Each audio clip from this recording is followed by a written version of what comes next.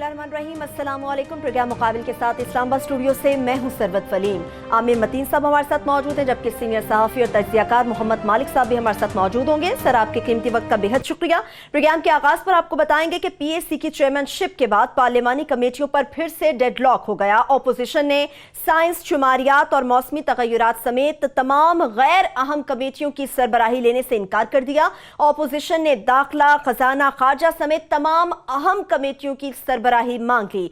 सवाल यह है कि चेयरमैन PAC के बाद कमेटियों के चेयरमैन के लिए भी क्या हुकूमत अब की बार फिर से घुटने टेक देगी? इस पर डिटेल से बात करेंगे। प्रोग्राम के जब दूसरे हिस्से की जानिब बढ़ेंगे तो आपको बताएंगे कि साबिक chairman senate, deputy chairman senate की जानिब से 9 लग्जरी गाड़ियां गैर कानूनी तौर पर इस्तेमाल करने का इंकशाफ, गाड़ियों के पेट्रोल और मुरम्मत की मद में कौमी खजाने को करोड़ों रुपए का नुकसान पहुंचाया गया। PHE की जानिब से साबिक सीनियर ब्यूरोक्रेट सलमान फारूकी को रिटायर होने के कई साल के बाद इस्लामाबाद में कैटेगरी 1 का गैर कानूनी स्ट्रक्चर घर अलॉट करने का भी इंकशाफ हुआ है, जबकि दूसरी जानिब विफाकी हुकूमत की तरफ से 4 अफसरान को उनके इस्तेहकाक से बढ़कर स्ट्रक्चर घर दिए जाने का इंकशाफ हुआ।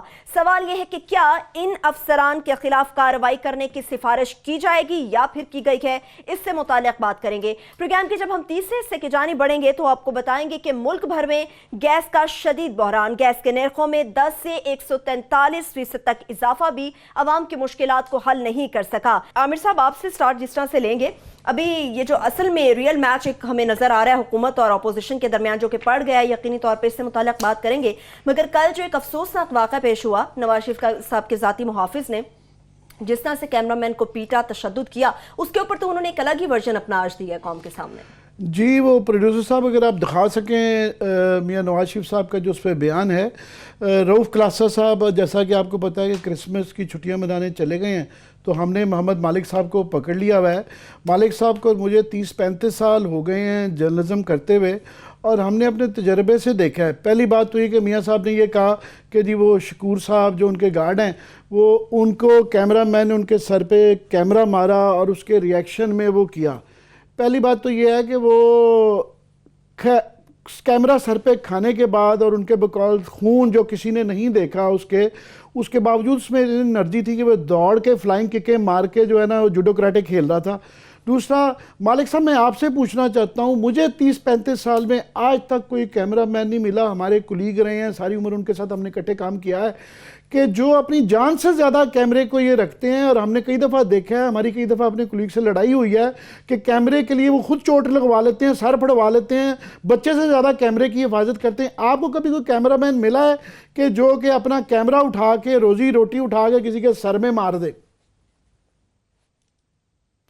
आमिर, जिस तरह पुलिस वाले होते हैं ना, आप जो मर्जी कर लें, वो अगर झगड़ा हो जाए, कुछ हो जाए, अपनी बंदूक के लिए जान लड़ा देते हैं, बिकॉज उस पर उनकी बड़ी ज़्यादा पूछताछ होती है। लाखों रुपए के कैमरास होते हैं, सस्ते से सस्ता कैमरा भी कुछ लाख का होता है, आपको ही पता है, मुझे ही पता है। और ये हो सकता है कि कोई धक्कम पेल हुई हो। मेरा ख्याल है हुआ ये होगा कि धक्कम पेल उन्होंने पुश किया होगा, हो सकता है कैमरा उसको टच कर गया हो चेहरे वगैरह पे, तो उसका एकदम मजाज जौन से जो बादशाहों के ये प्यादे होते हैं, वो बादशाहों से ज़्यादा बादशाह होते हैं। उसने I think he got very infuriated by that कि इस कैमरामैन की क्या औकात है कि मुझे आगे से धक्का मारे, वो बात हुई है। और आप देखें वो वीडियो, जब दोबारा आप देखें, वो लड़का पहले गिरा हुआ था ज़मीन पे। मियाँ साहब ने कहा कि जी उसने कैमरा मारा और उसका खून निकल आया और उसके बाद उसने झगड़ा हुआ। वो झगड़े से नहीं गिरा, वो गिर गया हुआ था, गिरे हुए के चेहरे पे आके उसने किक मारी है, जिसके बाद वो लड़का हमारा कैमरामैन बेचारा मरते मरते बचा है। अभी भी कंकशन हुई है। आई डोंट नो कि लॉन्ग टर्म, अल्लाह रहम करे, कोई लॉन्ग टर्म कॉन्सिक्वेंसेज हो सकते हैं। और मियाँ साहब ने अभी भी उनकी हमदर्दी थी कि जी वो ठीक हुआ और फिर मैं वहाँ से चला गया। आपको तो रुकना चाहिए था, आपको पूछना चाहिए था कि क्या हुआ है क्या नहीं हुआ। और अब बात ही नहीं, law will take its course. फिर लॉ क्या कोर्स लेगा? आपका स्टाफ है, आपकी जिम्मेदारी, आप हमें बताएं कि आपने क्या किया है।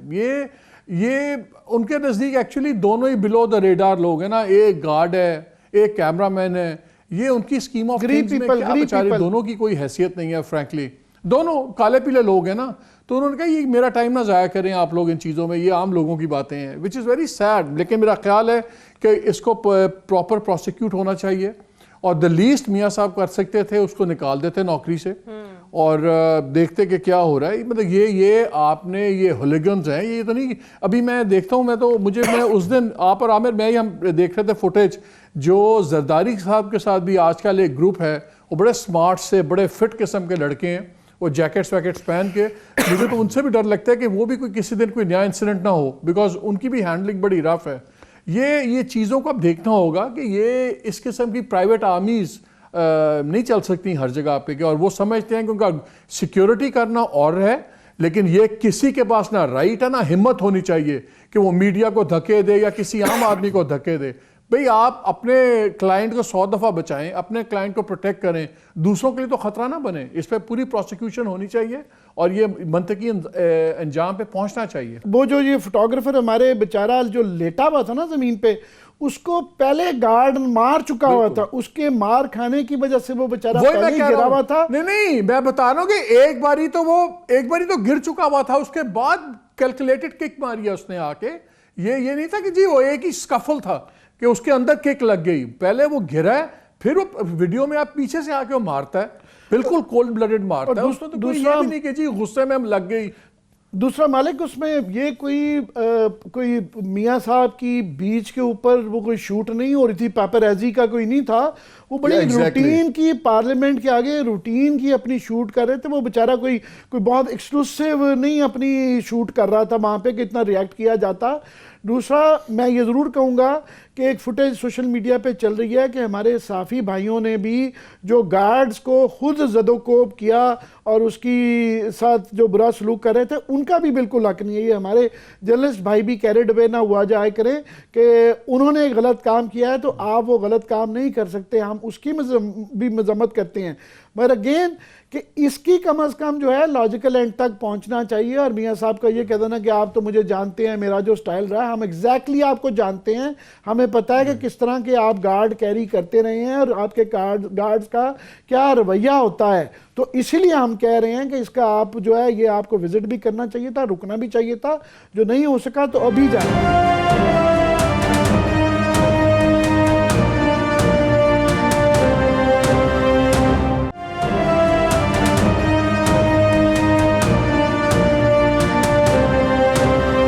मालिक साहब, अभी जो नज़र आ रहा है कि आइंदा आने वाले दिनों में पॉलिटिक्स जो है ना हीटअप होने जा रही है, क्योंकि 24 तारीख जो है वो बड़ी खौफनाक आ रही है कि वो बड़ा एक किस्म का डी डे है।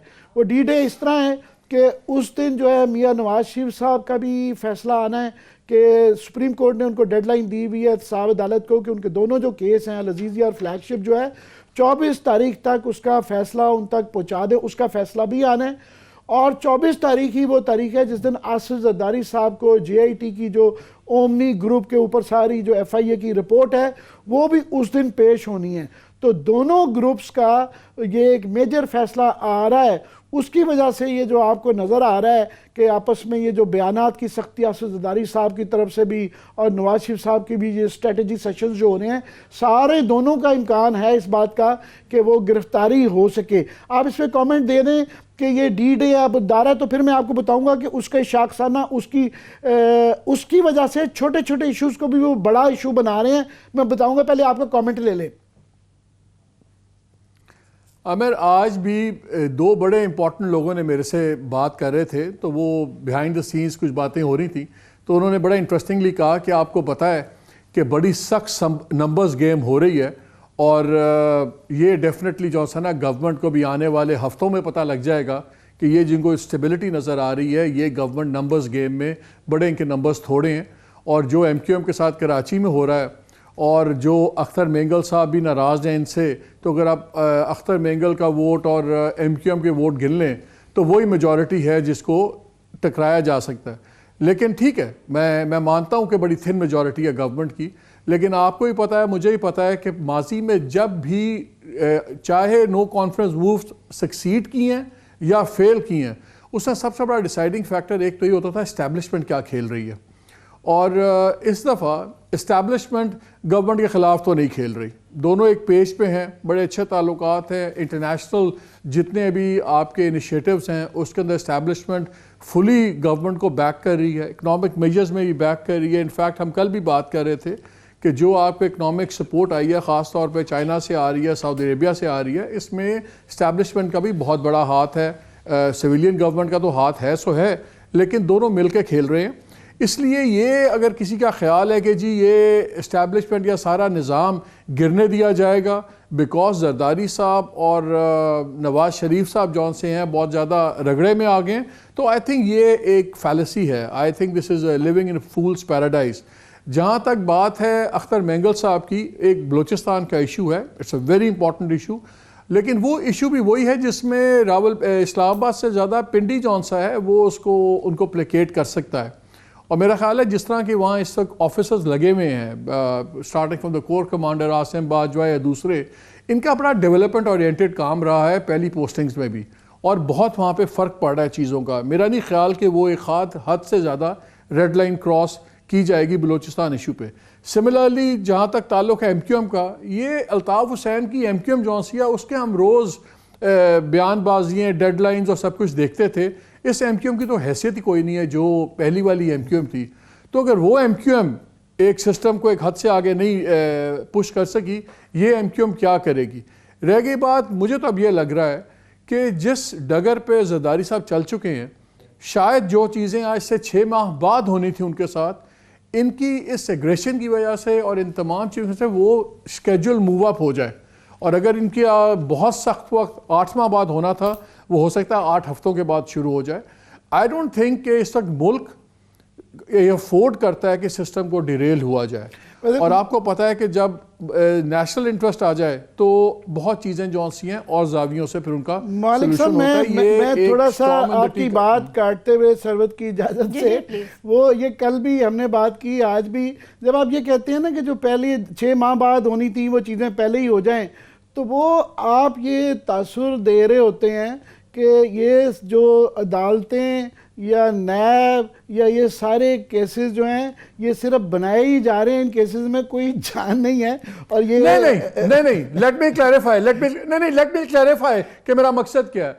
होता आमिर ये है कि जब सिस्टम के अंदर चीज़ें हो रही होती हैं तो अगर आपको इंस्टीट्यूशंस ने कोई रिलीफ देनी हो तो कुछ चीज़ों में गो स्लो कर दिया जाता है। मसलन आपने FIA से फाइल्स मांगी, 10 फाइल्स हैं, वो आपको 3 दिन में मिल सकती हैं। वो फाइल्स चलें, वो लोग कहते हैं कि नहीं निज़ाम चल रहा है, पॉलिटिशियन भी चल रहे हैं, चलने दें, 3 दिनों के बजाय 3 हफ्ते लग जाते हैं। लेकिन जब निज़ाम को ये लगे कि ये लोग निज़ाम गिरा रहे हैं तो हर चीज़ अपने स्केड्यूल पे होना शुरू हो जाती है। इसको उस जाविये से आप देखें कि जो रिलीफ आप मुझे दे सकते हैं आप मुझे नहीं देते, सिस्टम को आप खुला छोड़ देते हैं, ठीक है जी आप रहें।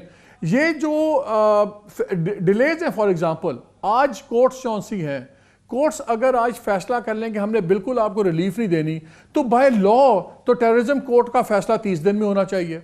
बाय लॉ एंड डायरेक्शन केसों के फैसले विद इन अ ईयर होने चाहिए। ये जब निज़ाम अपने अंदर से रिलैक्सेशन ख़त्म कर देता है, जरदारी साहब या मियाँ साहब की मुश्किलात को जब मैं स्पीड अप कहता हूँ, मैं सिर्फ ये कहता हूँ कि जो ढील कई जगह पे लार्जर नेशनल इंटरेस्ट भी दी जाती है, अगर सिर्फ इदारे अपने स्केड्यूल पे काम करना शुरू कर दें तो चीज़ें आपकी मूव अप हो जाती हैं। मैं ये नहीं कह रहा अच्छा किया आपने ये क्लैरिफाई कर दिया कि वरना यही गलती शायद PTI और इमरान खान और वो उनके जो पोस्टर बॉयज़ हैं फैजल हसन चौहान साहब, वो रोज़ क्रेडिट ले रहे होते हैं कि इसको भी जेल भिजवा देंगे, उसको भी हैं। अगर इंस्टीट्यूशंस काम कर रहे हैं तो उनको इंस्टीट्यूशंस को काम करने दें, इसका क्रेडिट ना लें। बल्कि ये इमरान खान के हवाले से जो लोग हमारे दोस्त मिल के आए हैं वो कह रहे हैं कि जी 15 दिन में एक आप जमहूरियत ख़तरे में पड़ जाएगी। ये हमारे दोस्त इरशाद भट्टी साहब, आपके फेवरेट जो है दुल्ला भट्टी के बाद जो भट्टी साहब आए हैं, उन्होंने उन्होंने ये ट्वीट की हुई थी कि इमरान खान ने उनको मुलाकात में ये दुल्हा पंडिता की हाल हो ऐसी नवीद दी है कि 15 दिन में कुछ होने वाला है जिससे कि जमहूरियत दोबारा खतरे में पड़ जाएगी। तो मैं सोच रहा था कि इनको तो ये 24 आपकी 15 दिन के अंदर ही है ना Aamir 24 is with in 15 days नहीं, वो तो है, तो नहीं चाहिए, कोई ऑरेकल तो नहीं चाहिए। जो इंस्टीट्यूशनल काम हो रहे हैं उनको इंस्टीट्यूशन पे ही क्रेडिट लेने दे, तो ये क्रेडिट लेके डिस्क्रेडिट कर रहे हैं। पर मैं सरवत पार्लिमानी कमेटियों से मुतालिक जी ये सरवत ने आज एजेंडा बनाया हुआ था, तो वो ये मुझसे गिला कर रही थी कि आप अपनी गुफ्तगू में मालिक साहब को देख के ना वो बचपन की दोस्तियों को फॉलो करते हुए किधर और ही गुफ्तगू ले जाती हैं। तो मैं ये इस पे आपको बताना चाह रहा था कि आज अभी क्योंकि पॉलिटिक्स आगे हीटअप हो रही है और उसमें नॉन इश्यूज़ को भी इशू बनाया जा रहा है। अब लेटेस्ट इशू ये है कि पार्लियामान की जो कमेटियां हैं, जो सब कमेटीज़ हैं नेशनल असम्बली की, उस पर फटा डाल लिया अपोजिशन ने। उन्होंने कहा जनाब ये जो आपने हमें दी हुई हैं कमेटियां, ये बड़ी छोटी सी कमेटियां, हमें स्टेटिस्टिक्स गैर अहम वो नहीं चाहिए हैं।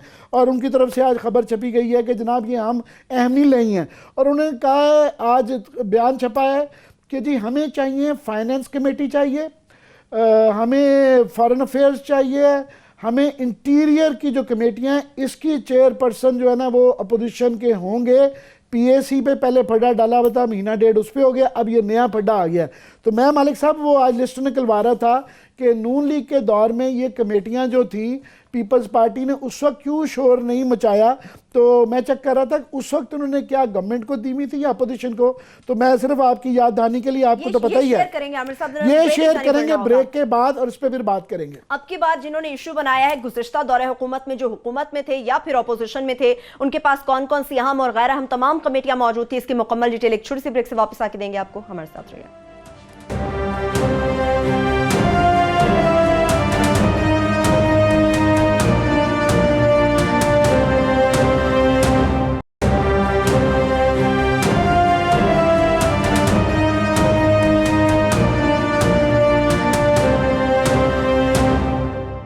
एक बार फिर से प्रोग्राम में हम आपको खुशामदीद कहेंगे। मोहम्मद मालिक साहब भी हमारे साथ अभी मौजूद हैं। आप बात कर रहे थे कमेटियों से मुतालिक के गुज़िश्ता दौर में हुकूमत के पास कौन कौन सी थी और अपोजिशन के पास कौन कौन जी। वो पंजाबी का एक मुहावरा है कि जब बहू से सास ने लड़नी हो, कोई और बहाना ना मिले, तो वो फिर ये लड़ाई लड़ लेती है कि तुम आटा गूंथते हुए हिल क्यों रही हो। तो यहाँ क्योंकि अभी आइंदा 24 को D-Day आ रहा है और लंबी लड़ाइयाँ होने जा रही हैं, तो वो इशू बनाना है। तो इशू उन्होंने बना लिया कि जनाब ये पीएसी तो मिल गई है अब, कि बाकी कमेटियों में हमें जो है अपोजिशन अब ये कह रही है कि हमें फॉरेन अफेयर्स दें, फाइनेंस दें, इंटीरियर दें, सारा कुछ दे दें। तो हम आपको बताना चाह रहे हैं कि अपने पिछले 5-10 साल में क्या होता रहा कि नून लीग की जब अपनी हुकूमत थी तो इन्होंने जो है गवर्नमेंट के अपने कैसर शेख साहब जो है वो फाइनेंस के चेयरमैन थे, राना शमीम साहब जो है इंटीरियर के चेयरमैन थे, अवैस लगारी साहब जो है फॉरेन अफेयर्स के चेयरमैन थे, और इवन इसी तरह ही मोहम्मद अशरफ साहब कानून लॉ की, रोयल अस्कर साहब डिफेंस की। तो तमाम ही इंपॉर्टेंट कमेटीज़ अपनी थी। और जो अपोजिशन अभी शोर मचा रही है कि जनाब हमें बड़ी इंपॉर्टेंट चाहिए, तो उस वक्त जो है पीटीआई को इन्होंने जो है असद उमर को इंडस्ट्रीज एंड प्रोडक्शन दी हुई थी, पीटीआई के सिराज मोहम्मद खान साहब को कॉमर्स एंड टेक्सटाइल, और अमीरुल्लाह मरवत साहब को फेडरल एजुकेशन की कमेटी की कुडेलैंड कमेटियाँ, जिसके अब ये कुडेलैंड कह रहे हैं, उनको दी हुई थी। और पीपल्स पार्टी जो इस शोर में शामिल है, जॉइंट अपोजिशन बन रही हैं। और कल परसों हमने देखा होगा असेंबली के अंदर आसिफ दारी साहब की और शहबाज शरीफ की पप्पियाँ जप्पियाँ नज़र आ रही थी। तो उस वक्त जो है इन्होंने इत्तफाक कर लिया था।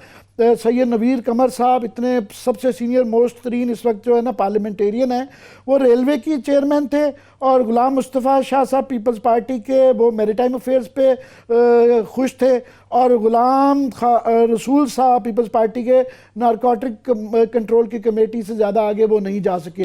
सो मालिक साहब ये अब जो कमेटियों का इशू एक बना लिया है जी, कमेटियाँ ना मिली तो हम कोई कमेटियाँ नहीं लेंगे। तो ये आप इसको कैसे देखते हैं? Aamir, you took the words out of my mouth। मैंने भी वही मुहावरा सुनाना था कि आटा गूंदे हिलनी क्यों है। लेकिन आप एक चीज़ पे पैटर्न नोट करें कि इम्पॉर्टेंट किसको कह रहे हैं। इम्पॉर्टेंट कह रहे हैं उन कमेटीज़ को जिसके तहत आप गवर्नमेंट को रोक सकें, या आप ये कहें कि मुल्क की वर्किंग रोक सकें। फाइनेंस आपको चाहिए ताकि आप उसमें आप रखने डालें, आपको इंटीरियर चाहिए ताकि आप लॉ एंड ऑर्डर के ऊपर एडमिनिस्ट्रेटिव केसेस क्राइट करें, आपको फॉरेन अफेयर्स चाहिए ताकि आप इंटरनेशनल डेवलपमेंट्स में कोई रखने डाल सकें। ये बड़ी अलार्मिंग ट्रेंड है। जिन आपने 2 कमेटीज़ का नाम लिया जिनको उन्होंने कहा कि जी घटिया कमेटीज़ हैं। I give you 2 examples. इस मुल्क में सबसे बड़ा मसला इस वक्त खुश साली का है, एनवायरनमेंट का है, क्लाइमेट का है। इनके नज़दीक क्लाइमेट चेंज एक घटिया वो चीज़ जो प्रोग्रेस रिलेटेड है, जहाँ एक्चुअली अवाम का भला है। दूसरी इन्होंने बात की साइंस एंड टेक्नोलॉजी क्या घटिया है। इंडिया की जो टेक्नोलॉजी एक्सपोर्ट्स है वो multiple of billions of dollars है। बैंगलोर और दूसरा सारा टेक्नोलॉजी ड्रिवन है। जब आप ये प्रेफर करें कि बजाय सर शुमारियात है जो कि सबसे ज्यादा अहम होनी चाहिए। जब आपकी ऑपोजिशन, ये आपको नजर आता है कि ऑपोजिशन का एजेंडा क्या है। ऑपोजिशन ये ठीक है, आप भले गवर्नमेंट को रोकें, प्रॉब्लम्स क्रिएट करें। यार अगर मैं ऑपोजिशन हूं तो मेरी पहली प्रायोरिटी तो ये है कि मेरा मुल्क तो चले, मुल्क तो ना रुके, वहां तो मैं डेवलपमेंट करूं। लेकिन यहां पे आप गवर्नमेंट को भी आप क्या कहें, जब आप खालिद मकबूल सिद्दीकी को आईटी का मिनिस्टर लगा देंगे और वो खालिद मकबूल सिद्दीकी खुद बयान देता फिरेगा कि जी मैं तो मेडिकल डॉक्टर हूं, मुझे कहां लगा दिया, तो फिर आप ऑपोजिशन को वो मवाद देते हैं, वो फिर आपको मवाद देते हैं कि ये चीज़ है। और ये अब होना है। देखें इन्होंने ये चाहते हैं कि एक पैरालिसिस हो। सड़कों पे पैरालिसिस की कैपेसिटी नहीं है। वो पीएमएलएन करके देख चुकी हुई है और पंजाब उनकी होम बेस थी, वहाँ पे नहीं कर पाई। सिंध के पास है ही नहीं वो पार बेस, पंजाब में या दूसरी जगह। सिंध में उनकी अपनी गवर्नमेंट है, इसलिए सिंध के अंदर वो सड़कें जैम या इंडस्ट्री जैम नहीं कर सकते वो, बिकॉज जो भी हो जरदारी साहब ये नहीं चाहते कि वहाँ की मनी जो उनकी फैक्ट्री है वो बंद हो। उनका डिलेमा ये है कि सिंध के अंदर जहाँ गवर्नमेंट है वहाँ पे पैरालिसिस ला नहीं लग सकते, जहाँ पे उनको पैरालिसिस चाहिए पंजाब के अंदर ख़ास तौर पे वहाँ पे उनके पास स्ट्रीट पावर नहीं है। ये अब हर जगह पे रखना डलेगा। जैसे आपने एग्जैक्टली कहा है, ये जो दिसंबर के अंदर जो सा है it's going to be very hot December. पारा चाहे नीचे हो लेकिन बाहर गर्मी होगी, बिकॉज उनको एक ही मकसद है कि गवर्नमेंट को, जिसको कहते हैं ना पंजाबी में, अपनी पा दो कि लेकिन ये होगा नहीं। अब उनका ख्याल ये है कि इतने क्राइसिस क्रिएट कर दो कि अकाउंटेबिलिटी का प्रोसेस रुक जाए। अकाउंटेबिलिटी का प्रोसेस ऑन इट्स ओन चल रहा है, वो एक पैरेलल ट्रैक में चल रहा है। अगर ऑपोजिशन का ये ख्याल है कि अब ये सारी चीज़ें करके वो प्रोसेस रुक जाएगा, तो मुझे तो ये एक डेस्परेट अटेम्प्ट लगती है। और अगेन आई ब्रिंग आउट कि ये चीज़ें तब चलती हैं आमिर अगर आपके पास बिहाइंड द सीन्स एस्टैब्लिशमेंट आपके साथ खेल रही हो। अगर एस्टैब्लिशमेंट आपके साथ नहीं खेल रही और मुल्क की अपने इंस्टीट्यूशंस अपनी अपनी लेन के अंदर भाग रहे हैं, तो अगर आप 2 लेन में नहीं भी भागेंगे बाकी 3 में तो काम नहीं रुकेगा। सो आई थिंक ये होगी नहीं बात बनेगी। और गवर्नमेंट को देखिए, अब मेरा ख्याल है, आप मेरे एक लास्ट वन थिंग, गवर्नमेंट ने जो पहले जेस्चर की लीडर ऑफ द अपोजिशन की, मैं उसको नीलिंग डाउन नहीं कहता, मैं उसको यू टर्न नहीं कहता, मैं उसको प्रूडेंट कहता हूं। अच्छा किया, होना चाहिए था। लेकिन मेरा ख्याल है अब उनको कमेटीज के ऊपर अगर ऑपोजिशन नहीं आती, दे शुड फॉर्म कमेटीज और ब्लफ कॉल करें ऑपोजिशन का और काम करें। बिकॉज हम पार्लियामेंट के इलेक्शन इसलिए नहीं हम टैक्स पे पैसे दे रहे कि वहाँ सिर्फ आके अगर एक ख्वाजा साहब की तकरीर नहीं होगी तो वो पार्लियामेंट बेमकसद होगी है। Parliament is much larger than individuals. Leader of the opposition का स्टेटस और बात है, लेकिन इस तरह ब्लैकमेल नहीं हो सकती। आप ये भी कहें कि कमेटी थी हमारी मर्जी की, फिर ये तो एक एंडलेस चीज़ है, कहाँ रुकेगी ये बात। सही। ये सरवत मुझसे लड़ रही हैं, ब्रेक में कह रही थी कि आप और मालिक साहब जब बैठते हैं तो आपने बचपन के बैंटर में यू लूज दी एजेंडा। वो कह रही हैं कि मेरा एक एजेंडा है। मालिक, अभी आपने जो बात की कि पीएससी का जो शहबाज शरीफ साहब को लगा देना था वो बड़ा प्रूडेंट फैसला था, मगर आज हम बात करेंगे, हमारे साथ टेलीफोन लाइन पे अख्तर बुलंद राना साहब जो कि ऑडिटर जनरल ऑफ पाकिस्तान रहे हैं, x auditor general of Pakistan वो हैं, तो उनसे बात करेंगे कि ये जो इतना हवा बना हुआ है आम लोगों को नहीं पता होता था, पीएससी पब्लिक अकाउंट कमेटी का चेयरपर्सन जो है कि जी वो शहबाज शरीफ साहब लगेंगे, और अभी उनसे ये बात करेंगे कि इसकी इम्पोर्टेंस है क्या, और वो जो बता रहे हैं फिगर्स के ये करता क्या है, ये पब्लिक अकाउंट कमेटी जो है ना कि करती क्या है और चेयरपर्सन के लगने से फ़र्क क्या पड़ता है, वो माइंड बॉगलिंग फिगर्स हैं। उन पे आएंगे कि ये इसकी अफादियत क्या है इस इदारे की। मगर मैं उससे पहले आपको बता दूं कि ये 5,000 तकरीबन 6,000 अरब रुपए की जो ऑडिटर जनरल ने रिपोर्ट पेश की है कि इस दफ़ा की इरेगुलरिटीज़ हैं, और कल आपने अभी अख्तर बुलंद राना साहब मुझसे गिला कर रहे थे कि मालिक साहब ने कल कहा कि ये इसमें से पैराग्राफ सेटल होते हैं, तो वो अभी आपको अपना गिला खुद पहुंचाएंगे। उनका ये कहना था कि जनाब ये जो पब्लिक अकाउंट ये ऑडिटर जनरल की रिपोर्ट बनने से पहले उनकी पूरी कोशिश होती है डिपार्टमेंट के साथ सेटल करना लेना। डिपार्टमेंट अकाउंट कमेटी जो होती है, हाँ, उनकी वो कह रहे हैं 100 रुपए की चीज पे अगर हमें DCs कहते हैं उनको। के अंदर वो कहते हैं अगर 100 रुपए की चीज के पीछे 20 और 50 रुपए भी हमें दे दें तो हम वहीं सेटल कर लेते हैं कि कुछ ना कोई रिकवरी हो गई है। ये वो पैसा होता है, वो इरेगुलरिटीज होती हैं जो कि गैर कानूनी होती है, जिसका कोई चारा नहीं निकल पाता। इससे पहले सिफारिशें लग चुकी होती हैं, इससे पहले सेटलमेंट हो गई होती है, और 100 रुपए के पीछे 50 रुपए की भी वो कहते हैं हम कर देते हैं, 25 की भी कर देते हैं कई दफ़ा, डिपेंडिंग ऑन द सर्कमस्टांसेस। ये वो चीज़ें होती हैं जहाँ पे दे कम टू अ वॉल कि इसके आगे कोई रिकवरी नहीं हो सकती, तो फिर ये 5-6 हज़ार अरब रुपए की है जो कि PSC के पास आती है। इससे पहले कि उनके पास जाए मैं सिर्फ एक बता दूं, हमारे साथ मौजूद है इस वक्त, मगर आज का सिर्फ ये हम टोटे बताते रहेंगे इस अकाउंट में से कि सेनेट चेयरमैन का, जो कि चेयरमैन सेनेट आप देखें कि वो उसे कहा जाता है, ये ओहदा है जो which is a heartbeat away from presidency, कि ये कायम मकाम सदर होते हैं। तो चेयरमैन सेनेट का ये इसमें रिपोर्ट में ये आया है कि अपनी जो एंटाइटलमेंट गाड़ियों की होती है उसके अलावा पिछले ये चेयरमैन जो साबिक चेयरमैन थे और डिप्टी चेयरमैन ने 6 गाड़ियां एक्स्ट्रा रखी हुई थी, और जो साबिक डिप्टी चेयरमैन थे उन्होंने 3 गाड़ियां एक्स्ट्रा रखी हुई थी।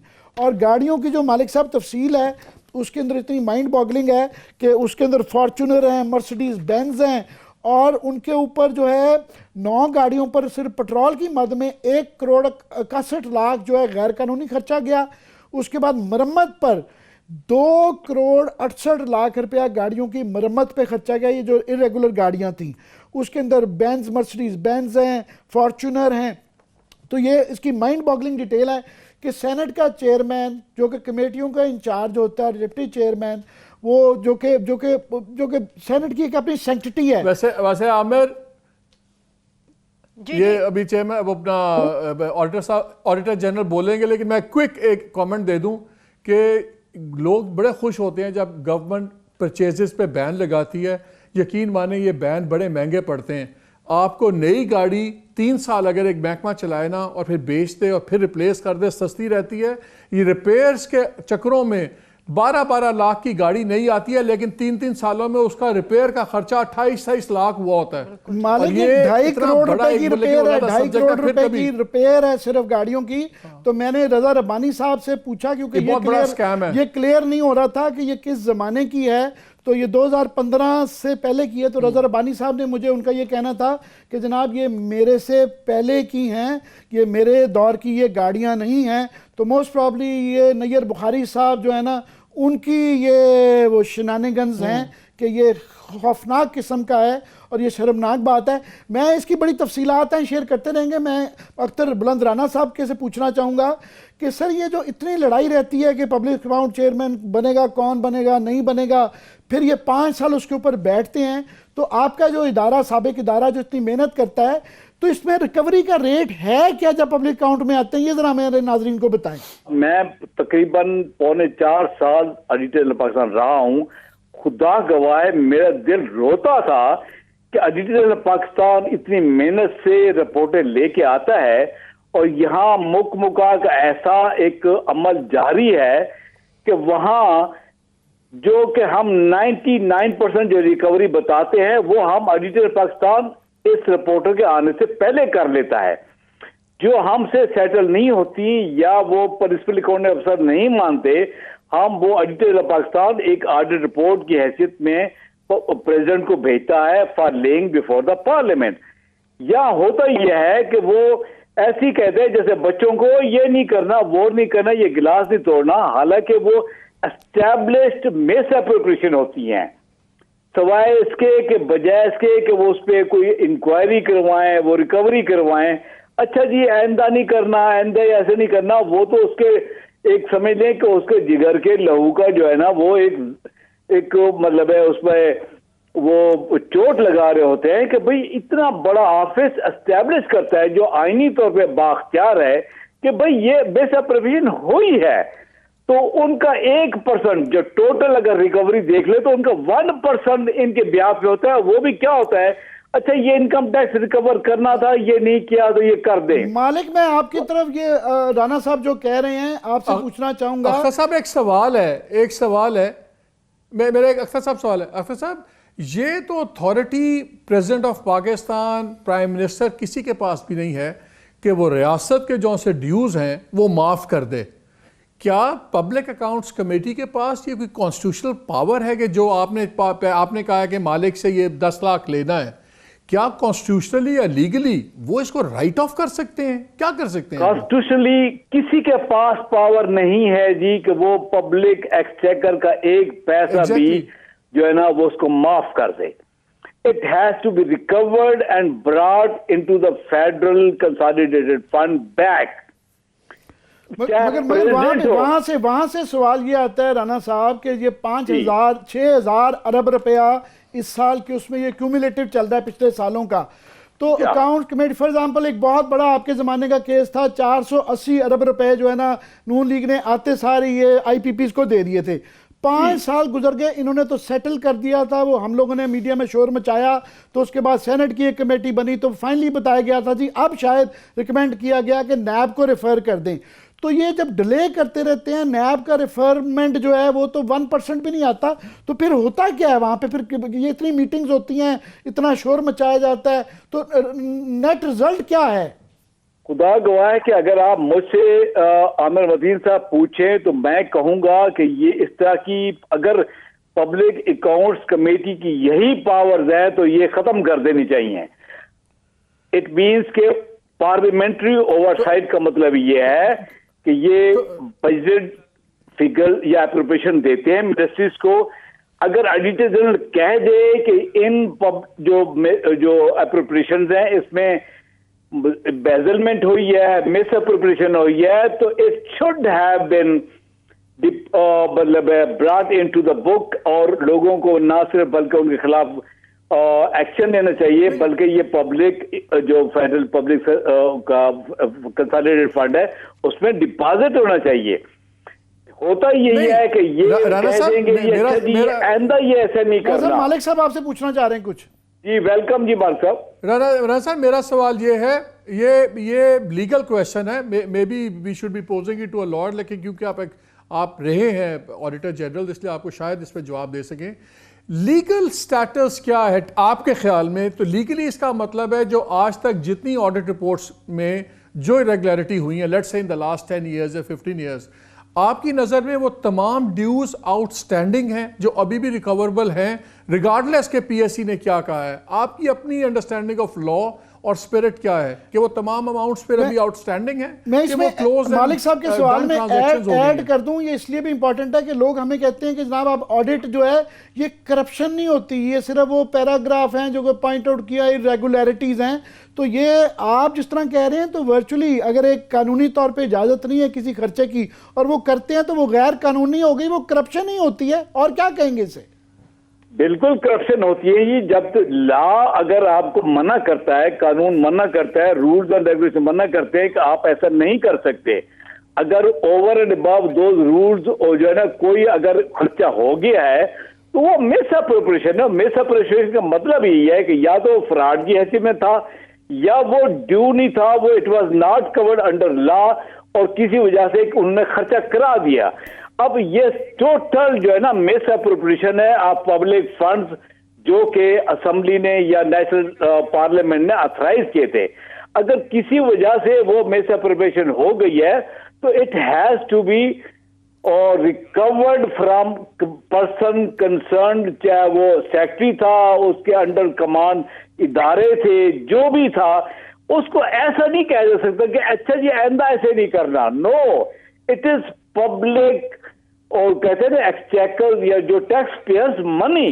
ठीक है, टैक्स पेयर्स मनी है, आप अपने राणा साहब बहुत बहुत शुक्रिया। ये सरवत दरमियान में घूरी जा रही हैं कि आज मेरे हम पास ब्रेक का वक्त बहुत देर से पेंडिंग था। सर आपने हमें ज्वाइन किया, आपका बेहद शुक्रिया। एक छोटी सी ब्रेक की जाने बढ़ते हैं। जब ब्रेक से वापस आएंगे तो मुल्क भर में जो गैस का शदीद बहरान पैदा हो चुका है, 143% इजाफा भी हुआ निर्खों में, लेकिन उसके बावजूद भी आवाम को अपने घरों में उनके चूल्हे ठंडे हैं, गैस की बिल्कुल दस्तयाबी नहीं है। इस बहरान पर कब तक काबू पाया जा सकेगा? एक छोटी सी ब्रेक से वापस आके इस पर बात करेंगे, साथ रहिए।